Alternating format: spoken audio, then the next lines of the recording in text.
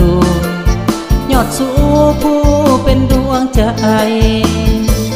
สาวเผ่ากะเหลี่ยงชื่อเสียงดังก้องเกียงไกรยามนอนฝันเกี่ยวดวงใจ